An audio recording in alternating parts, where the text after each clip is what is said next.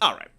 I know what y'all are here for, and after having a lot of fun making a video on A Hat in Time, even though, yes, the frame rate was fucking terrible, but gosh dang, it was a fun time. I hear your complaints and grievances, and this time I promise it won't be so bad.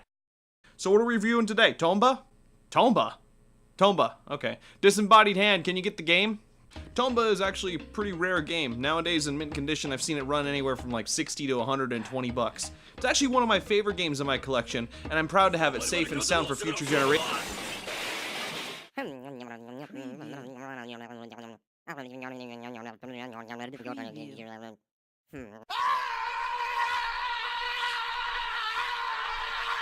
Motherfucker! Now what am I supposed to play? Oh, that works. Megaman Legends. Developed in-house by Capcom and released in Japan on December 18th, 1997, then like a year later on August 31st, 1998 in the United States, it was the first 3D entry into the franchise. Oh, we're still doing this? Hello? What? What? I sound like a real game review YouTuber now? I'm not really sure if that's a compliment or an insult. So I'm filled with rage! What was I saying?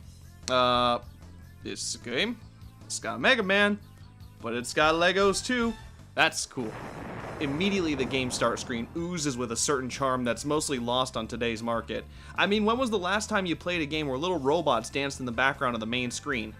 Never. That's fucking right. So starting the game throws you into a cutscene where... Mega Man? Jesus Christ! Man, does that set some fucking ambience though. We're introduced to our two main characters, Mega Man and Roll, although Mega Man only shows up for now, and we find out why he's in this dark dungeon of sorts. I'm okay.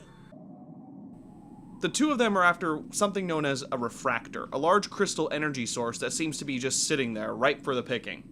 Mega Man grabs it with his Lego hands, and Indiana Joneses his way out of there like a blue bomber beast boy badass bungler. I'm okay, Roll. Everything's all right here. Don't count your chickens yet. I'm picking something up on my screen. Looks like a Reaver bot. You'd better get out of there. Come on. Right. If you see anything, let me know. Here we go! Here we go indeed. Now we get to play an Sorry, it's been a while. I'm not gonna lie. As much as I like this game, these controls... Oh boy, they take some getting used to. You can tell this is definitely an early foray into the world of three-dimensional gaming. It shows through and through. It's serviceable, but it could have been done a lot better if done nowadays. I guess we'll never fucking know! Thanks a lot! So you do some exploring of the... You run around and you find some... Where are you going, Mega Man? That's not the right way. Then you come to a... God damn it! Okay. Let's talk about game tutorials and video games here for a second. For some perspective, this is 1997. We haven't really done many games like this yet. It's not intrinsic in design as to how to make a 3D game. It's like going from this to this. And because of that, you kind of want someone to explain it. But Grenademanblitz, you don't need someone to tell you how to play Super Mario Brothers. Yeah, you're right. It has 6 buttons. Mega Man Legends has like 82. Plus, it's got strange concepts like three-dimensional space and positioning. The original Mega Man games are brilliant, jumping and shooting and shit. Movement was analogous to aiming, so it was all part of the same action. Now you take that and you put it in 3D, and how do you fix it? You give it a slight margin of error. The way the Buster works is, it allows the game to auto-aim ever so slightly so you don't have to look directly at whatever you're trying to shoot, because having to do that would be a pain in the ass. This jump from 2D to 3D seems kind of similar to how Zelda did it. You know what else Zelda did for that? The Z-targeting system. But look who did it first. Yep. Mega Man Legends has Z-targeting too. Granted, it's not the exact same thing, but snapping your view to a target to focus your attacks on them, yeah, Ocarina of Time, you can go fuck yourself. What happens next? Oh yeah. You kick these things over, cause fuck them. And look, treasure! Woohoo! Fuck was that? One of these chests has money inside of it, but the other has a Buster upgrade. Buster upgrades are central to the flow of the game, as you can completely customize how you want Mega Man's Buster to function. Want to focus on rapid fire? Go for it. Straight up attack? Do that too. Sniping and shit? Fuck yeah, dude. You'll even be able to mix and match which ones you want to focus on. This is one of my favorite parts of the game because, in conjunction to special weapons that you get later on, you can fully customize how you want to play. You're gonna see how I play later, and it's exactly what you'd expect. After taking out the stupid things, the door from earlier that you probably saw but didn't hear me mention is now open and rolls all, oh no dude, there's a big old thingy thing in there, and it's gonna... Mega Man's like a... Open the door, get on the floor, everybody do the... Holy shit, look at this big boy. He might look kind of imposing, but he's only the first boss. All you gotta do is run in circles and never stop shooting. He gets kind of sad about the fact that you beat him, and that's fine. He attacked you, even though you stole his shiny. You get out of that shit and end up on top of the pillar, which is, assumedly, where you came in from. Look at that sky. Well, that's a happy sight after being underground for so long. I wonder where Roll went. Yeah, I'm thinking the same thing, but... Oh, shit! Big boy's back, and he's upset! Wait a fucking second. How did he even get up here? That door is way too small. This is bullshit. 10-point deduction. Megaman decides to kill himself, but he's stopped when the ship shows up and fly off into the sunset, leaving the sad boy behind. Okay, let's stop here for a second. What have we learned so far? Enemies are varied and unpredictable, exploration can be rewarding, and bosses are gonna be big. And like that, I feel any classic game fan or anybody who's interested in playing in older games would be essentially hooked. I know I was. The intro of this game is one of my all-time favorites, as it really whets your palate for what's to come in this adventure without giving too much away. It's just a little taste. A cutscene plays with exposition. Roll is here and she is fucking cool. She's the pilot, she's the mechanic, she's the engineer, and she spouts story-based stuff about wanting to find treasure and her parents, and God, I love her. Not like sexy love. She's cool. Wonder if she can upgrade my arm cannon. Anyway, the ship starts to fuck up and they crash land on this little island out in the middle of nowhere. Megaman is tasked with finding a nearby city, and holy shit, look at him, it's my boy! This here is Data. He's a monkey that's used to save your game, restore your health, get weapon energy back. Fuck, look at him go! Anyway, he's important later, but let's not spoil the story for now! Cops show up and are all like, okay, who the fuck was drunk enough to crash land in an open field? And Gramps is all like, okay, it's off to the old slammer for me, boys. And whoop, now they're gone. Time to go check out the shopping arcade. This is not an arcade. Where are the video games? Where are the video games?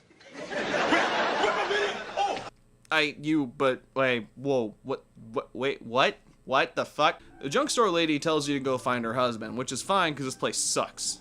You get to do your first real bit of exploring, which is great because you're not limited to some single path to find the dude or something. True, the route to get to him is pretty basic, but you do have the ability to go around and explore after you've found him, which is really rewarding, as we learned in the intro. If you haven't guessed by now, this game kind of plays like an RPG, in the sense that you can do whatever you want in between missions for the main story. Acquiring items and getting stronger is the key element that, other than the namesake and appearance, binds this game to the Mega Man franchise, and I love that they keep that spirit here. We'll talk about them later, but some of the items in this game are iconic. Don't get too excited, I don't really talk about them, I just kind of show one cutscene, but you'll see. After finding the dude and returning him home, the lady asks your name and, well, you can call yourself Hippopotamus. So you can do that if you want. This is a joke that doesn't really translate well from English to Japanese and should have been Americanized. The joke here is that Rockman in Japanese sounds like another word, I don't really know what one they're referring to. The way they could have done the joke in America is have the option be Mega Man or Megan, because it sounds similar and be funny. Whatever. Let's go tell Roll we got the car. She'll take the plans the lady gave you as a reward and turn them into the second lamest weapon in the game, the Splash Mine. You do some things, you explore maybe, you go get to the mayor, and for being super polygonal, she's kind of a babe. She says she used to work for Gramps back in the day, gives you an ID card, etc., etc. Go back to Roll, tell her what's up. What's that noise? Yo, holy shit, what's going down? Pirates are attacking, and Roll thinks it's a good idea to run in after them. Data, how the fuck did you get here before me?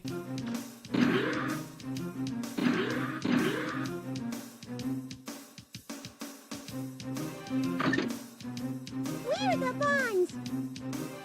We're pirates! You better watch out for us! These little guys are the serve bots, and I fucking love them.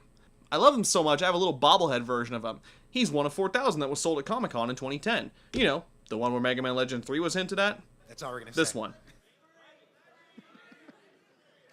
何に期待してますか? So what are you guys expecting? What do you want? Yeah, that's me. I was that guy who said it first. Also, I was cosplaying as a fat Demix, but let's not talk about that. Let's talk about this shit! The 3 serve bots have their own tanks, and you gotta fight them all until you find the one that has the actual key. If you're quick enough, you could fight one and be done. But I like money, so I take them all. Each tank has its own strengths and weaknesses, but nothing really too drastic. It's more like a warm-up to fighting in big open spaces like this because... they fucking rat you out. Sorry. We lost the key. Oh, what happened this time? I can't can't take my eyes off you for a second, can I? Just you wait till we get back. You're in a lot of trouble. This is Miss Tron Bond. She's got a giant spider robot, and she's their creator. She actually showed up a little bit earlier in the game, but I left out that scene for a dramatic reveal. She's your basic Soon, but with a penchant for heavy artillery. And I love her. And just like the game taught you earlier, there are going to be bigger bosses who try and kill you. Got a variety of attacks that will definitely keep you on your toes. Some bombs, a machine gun, this thing. She's a great first big boss, and one that really helps set the tone for the rest of the adventure. Also, she can destroy the houses here and make you have to pay for them later, so that's a thing. You beat her without too much trouble, and she basically does the whole, yeah, you're pretty cool, but not as cool as me. Bitch, you know you want the mega dick. Onward to the next bod. Data, how did you even get here? You get to City Hall and it's under attack. Beat a bunch of robots and, yeah, that's it. You think you're done, but... This fucking fight scared the ever-loving shit out of me as a kid. Good lord. He's a terrifying flying robot that shoots missiles and sounds like a baby. What the actual fuck, Capcom? Fun fact, he actually is a baby. This is a great culmination of the series of fights you just ran through, testing you on what you've learned about dodging attacks, watching for tells, keeping them away from destructible environments. It's a great fucking fight. You beat him and, yeah, you just ran through a gauntlet of 4 bosses in like less than an hour into the game. That's fucking awesome. This is also one of my favorite things the game does. It throws you in and says, get the fuck in there and kick some ass, dude. And what's great is the game has been subtly preparing you for it if you've been paying attention. Before you enter the city, you can find some servbots waiting on Tron's orders. After getting into the city for the first time, you meet her and she bitches out on you. And when you leave the city, the servbots leave on her orders. If you put 2 and 2 together, you would have realized that some shit was about to go down, but maybe not so quick. And before all this, you've had time to prepare for this fight with adequate equipment and explore some ruins. Man, how fucking awesome. After beating the bonds, you meet up with Gramps. He says everything's okay. The mayor says you're pretty cool, gives you a pass to explore even more ruins, and well shit, off you go. The Bond servbots have taken over the field behind City Hall, and although it's not part of the gauntlet of bosses from a minute ago, it still feels like it's continuing that sense of ascension, and you'll find out why in just a minute. But first, we gotta talk about the best fucking character in the game. Teasel Mother Load fucking Bond. What? Who the heck is that blue boy? So Bond was defeated, but what about Tron? This is a potential disaster. We could end up losing a lot of money on this one. This guy is the coolest character in the entire Legends franchise, brought to life by a fantastic voice actor, which, by what I can tell, hasn't really done anything other than the Legends games. Which is a shame, because if this was his first major role, he could have gone on to be with the greats. But listen to how he brings Teasel to life with such emotion and fun. Digging machine, the Moral Wolf, to dig up the treasure myself. And I won't let any little blue boy get in my way either. This guy right here is one of the main reasons I wanted to get into voice acting. He's ambitious, bombastic, he's green, he's a little pissed that Megaman spoiled his plans. We'll see him again in a bit. Right now I gotta go get my favorite weapon in the game, the Powered Buster. And all you gotta do is this.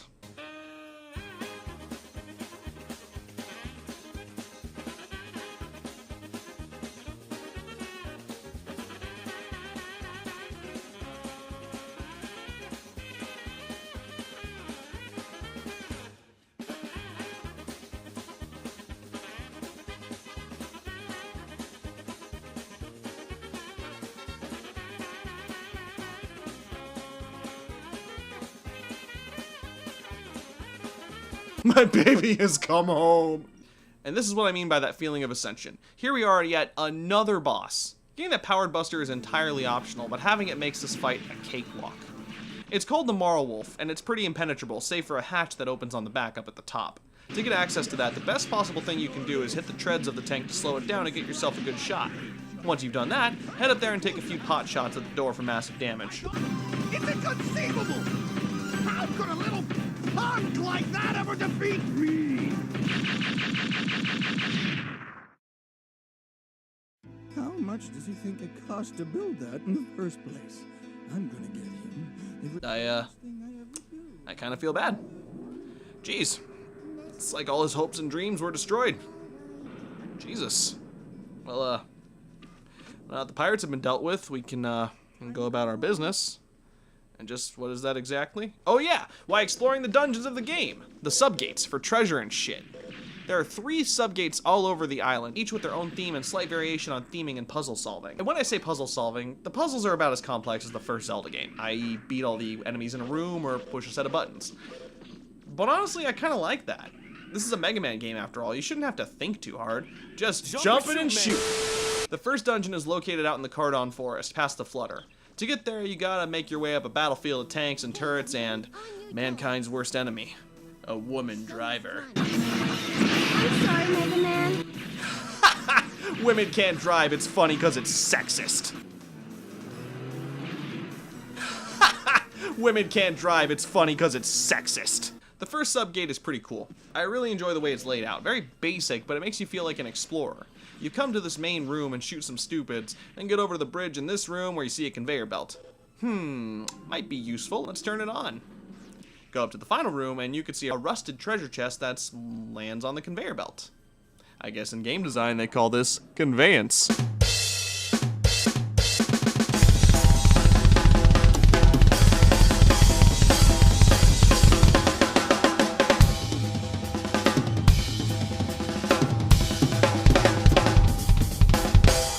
After finding all 3 keys in the dungeon, you head back to the main room where the refractor was held.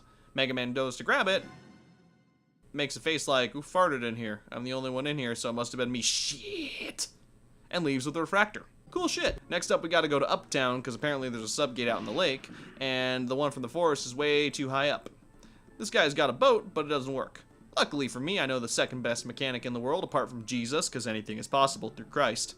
Roll comes down and fixes it, and the snazzy dresser dude says we can use it whenever. Awesome sauce. Let's get out into the lake. Oh, wait, nope, gotta play Battleship. The Bonds have sent up an artillery force of ships and subs, and we gotta defend ourselves from them. Fucking fun shit. I love using the powered buster in this fight, because with its upgraded range and firepower, you can take out these little ships fairly quickly, and it makes you have to lead your shots, feeling like a real cannon fight. Fucking wrecked, bitch! But that's not all the Bonds have up their sleeves. And what is it with this family and freaky looking robots?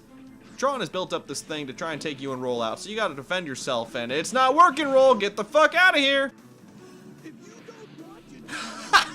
Women can't drive, it's funny because it's sexist. Well shit, now they're open to attack. Just aim carefully and hit their weak spots for maximum damage. Easy peasy lemon squeezy. After that, time to take on the next subgate. Lake Juin. Juin? J-U-J-Y-U-N. I don't know. This one's pretty straightforward for the beginning of it, with some light exploration towards the middle. Here you find one of the best items in the whole game, the adapter plug. With this, you get the ability to use 3 different upgrades at the same time, thus opening you up to even further customization with the Buster Gun. Onwards through the rest of the dungeon. Fight some dingles, fight some dangles, explore some shit the government doesn't want you to see, and, barrel? Huh. Weird. Is there anything there? Whatever, it's just a barrel. It's not like a giant robot gorilla is gonna show up and throw it at me. We get our giant Jemmy boy again, and unlike the first dungeon, nothing happens. I'm starting to feel like from all this buildup with no payoff, I'm gonna get blue balls. Holy shit, what the fuck is this thing killing with extreme prejudice? Again, just like the fight with Bon Bon, this thing scared the shit out of me as a little kid. It'll dive towards you, it'll explode, it'll fuck around, but just to be fair, it's really not super hard. Just get good at jumping and shooting and you'll be just fine. Anyway, now that he's dead, let's head back to the surface, get the fuck back to town, and... you know what? Let's take a break from the bullshit and play some fucking mini games. Galax Island TV has some game shows that you might be interested in. If you're a fan of animal abuse, you can play Kick the Ball at the Dog, but eventually kick the dog at the dog, the game, the TV show. The goal is simple. Kick the ball at the dog, get points, get paid cash money. Easy as hell. But what's that I hear you say? You're a fan of the classic Capcom game Buster Brothers? Well, boy howdy, do I have a treat for you. Balloon Fantasy is literally just a 3-dimensional Buster Brothers, and I fucking hate this stupid game. Other than that, there's a foot race game that you get access to later, but it sucks. Alright, break's over. Let's head back to the final gate. Roll's gonna fix up the fucking ship and take us out to the subgate that Teasel was digging up earlier. You see that? That's foreshadowing. Head on down to the subgate and... I don't know about you, but almost instantly it gives me a weird feeling. Something's not so right about this one. Mega Man stumbles into this control room and starts reading shit like a 5-year-old about stuff that has not been mentioned until right about now. Emergency system activation requires direct password input from Eden. The fuck is or Eden? The insertion of 3 level 2 or higher prototype anthro unit ID. What the cards. fuck is a prototype anthro unit? What's a prototype anthro unit? I've never heard of that before. Yeah, me neither, dude. Well, whatever that is. Alright, let's go through the subgate dungeon, find the keys, find some stuff, fight some stuff, get to the elevator, listen to Roll spout wax poetic nonsense. Yeah, oh shit. Yeah, that's actually a good point. I hadn't really thought about that until now. Where do the Reaverbots come from? They didn't just come into being, they had to come from somewhere. They all seem like they want to kill everyone who comes near them, regardless of guarding something or not. I don't know, man, it's a lot to take in. Oh shit, we gotta fight some puppers. Dead puppers. Cool. Get the treasure and... Wait, there's no refractor? Well, that's a fucking ripoff. Wait, these are all sub-gates, right? And there's a main gate on the island. And this place seems like a weird control facility. And I'm not wearing pants. Oh shit, we just opened up the final dungeon! The main gate. The Legend of Catalog's Island. They say whomever opens it will bring about a great destruction. Others say it contains a great treasure. Either way, we're going in, cause I'm curious. Whatever, it's time to go. Holy shit, the Bonds, and they're out for blood. The Bonds decide to come and attack full force using their main airship, the Gesellschaft. First off, they'll send a wave of some airships, which aren't really a challenge. Next, you gotta shoot down the actual parts of the ship, which feels pretty good to do. After that ship goes down, you'll have to fight Tron's greatest creation, the Fuck Wolf. Fuck. I don't speak German. Boken, how do you say this? I don't know why I called out to Boken, he's not in this video. This one's actually a bit challenging. You really have to lead your shots if you want to stand a chance of hitting it. Or you can wait for it to dive bomb you and take a shot, which will almost certainly leave you open for attacks. Either way, they're trying to kill you, and I ain't having that shit today. I'm sorry, Teasel. I lost. Don't worry your pretty little head over it, Tron. We tried our best, but sometimes your best isn't good enough. We lost fair and square. That's life.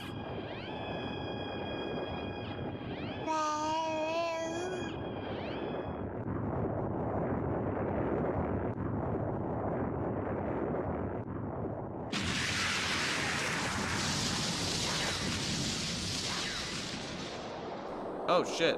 I didn't actually want to kill them. I like them. Shit. Okay. Let's just go out of here. We start exploring and find a room off to the side. And exploring this room leads to a computer with more futuristic mumbo jumbo. But it allows you to open the gates to the underground cities scattered all over the island. Interesting. 3 of the gates are located around the island. The first one is in the main city and oh shit, what is this? Now I don't know about you, but this threw me off quite a bit. It's full of decently strong Reaverbots that actually want to kill you, and you have to take all of them out to gain access to the treasure down here. It's pretty simple if you've gotten good at combat, but if not, you might be in for a bad time. First one's secured, let's go for the second one. Next one's in Uptown, and it's inside a fucking monster truck thing that spawns more Reaverbots, and to kill it, all you gotta do is shoot in the ass. Simple enough, whatever, I don't care. But where's the final one? Well, if one was in Uptown, and when the second one was in Downtown, then the last one must be in Browntown. But I don't know where it is because I've been over there a lot and I can't find it. Actually, the way to get to the final gate is to use the main gate's side room that we mentioned earlier. There's a door that upon entering it takes you up into the old city, but into a gate that's behind the fence of the warehouse. Entering the warehouse reveals that the Bonds are actually still alive, which is nice, because I like them. Especially my boy Teasel, who is confirmed for liking pizza, ladies and gentlemen. This is important character writing. The Greenman likes pizza. They freak out that you found them and activate their newest mech, Bruno, who is just... whoo boy! Okay. Bruno isn't an easy fight. Suffice it to say, he's a bullet sponge. You're going to want to take out his many different ways of attacking you. The cannons on his shoulders, on his feet, leaving only his hand as the main way of attacking you with slow-moving energy balls. Granted, don't get hit by them, it's gonna fucking hurt. Once you've done that, take shots at the midsection, because shooting things in the stomach is always a good idea. He'll go down after a fair amount of damage unless you've got some serious firepower. But hey, once you've taken him out, the Bonds admit defeat. It feels good to say that. My heart feels as clean as the blue sky on a cloudless day. Tron. Once he finds the treasure, we'll wait for our chance and take it from him. What? You didn't think I was going to just walk away, did you? See, this is why I love this guy. He's a fucking pirate through and through. It's awesome. Now then, we got all the keys. Let's head into the deepest area of the main gate. And holy shit, Data, how do you keep getting places before me and without dying? Inside the room after activating the system, the doors open, revealing a... person? Yeah, let's not assume this thing's gender. This here is Mega Man Juno. Huh? What? No, I'm Mega Man. No, this is Mega Man Juno. No, I'll explain. Calm down. See, Juno explains that he's a bureaucratic unit, whilst our Mega Man is a purifier unit. Being awoken, it's Juno's job to find out if the carbons on the surface have become overpopulated. What are carbons, you might ask? Why, the people, of course. You are indeed correct in assuming that the humans are not actually humans, but the aforementioned carbons, whatever that may be. You'll get more answers in the sequel. Juno decrees that carbons have overpopulated and need to be purged, starting a reinitialization of the island's populace. Mega Man's like, no, let's not do that. And Juno's like, too late, bitch, and binds him the fuck there to go off and masturbate or something. I don't know, he's got big hands. Tron and Teasel show up and free Mega Man, telling him to stop Juno because, as I'm sure you would feel too, they don't want to die. You chase after Juno a bit, end up in the final computer room where he's called down Eden. Oh, that's what that is. To terminate all the carbons on the island. But he doesn't want you to interfere. First phase of fighting Juno has him hip-hopping all around the arena like a goddamn madman. Honestly, it's not really hard. Kick his ass in the next Tuesday and he'll take on a new form. One much bigger and much scarier. This is where the challenge really lies. Juno ain't fucking around anymore. He's got jumpy moves, he's got dashy moves, he's got a hammer of dawn. But if you keep moving and keep an eye on him, he's not going to take you down. Or you could just upgrade the shining laser and laugh in his face.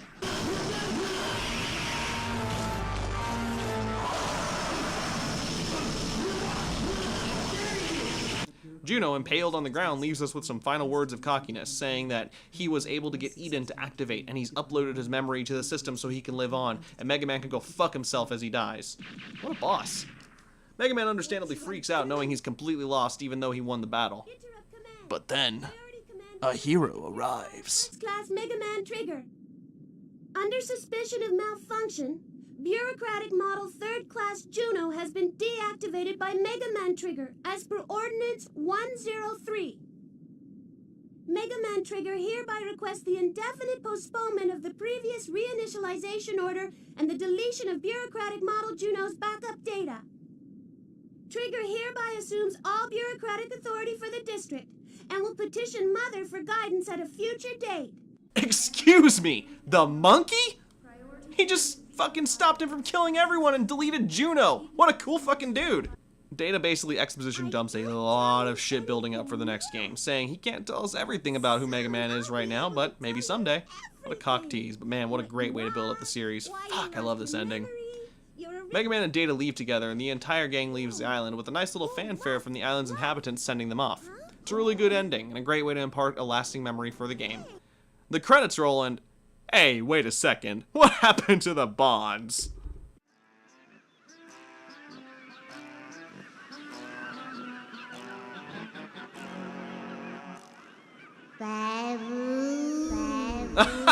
You rapscallions. And bam, that's it, Mega Man Legends. I really love this game, and it pains me to this day that we'll probably never get Mega Man Legends 3. The Mega Man Legends games are something special, something that touches a lot of aspects that other Mega Man games won't even get close to. What does it mean to be human? What will the future be like after technology has taken over our lives, to the point of human and robot being indistinguishable? What does it mean to play God? Although that's more for the second game. Not only that, but it has endearing characters, a memorable soundtrack, fun and compelling and exciting gameplay, all the makings of a classic. I've said my piece on Mega Man Legends, but I've left a lot of smaller things that happen in the main game out for you to discover on your own. I really hope that if you haven't had the chance to play this game, pick it up for PS1, PS3, emulate it, I don't care. Show Capcom you love this franchise and want it to continue. But with that, I'll leave my review on a positive note. Heroes come and go, but legends never die. Nade's official seal of approval.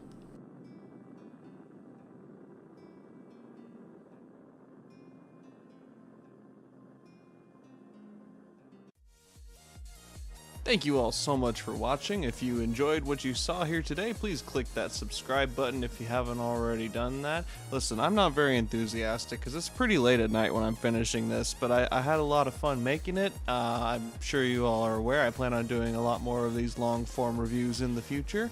I want to give a special shout out to my buddy Xavier Scribbles for doing such an amazing fucking job on the thumbnail. He's great. He's on Twitter. You should go follow him.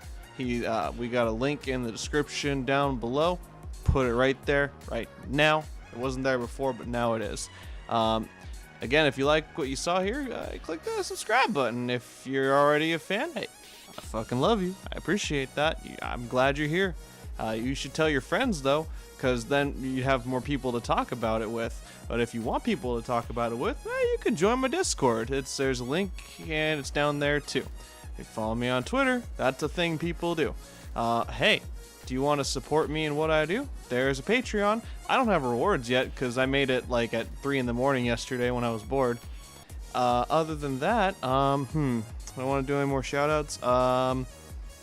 I got nothing else. I'm really tired. I'm probably gonna play some Monster Hunter tomorrow. It's gonna be a good time. You guys want another Monster Hunter video? Let me know in the comments below. Other than that, the next review is gonna be it's gonna be a game that's very near and dear to my heart and takes place in a kingdom that's named after a food pun. 20 points to the first person who can guess it. And with that, I will see you in the next video. Always remember, video games are the best video games. Later.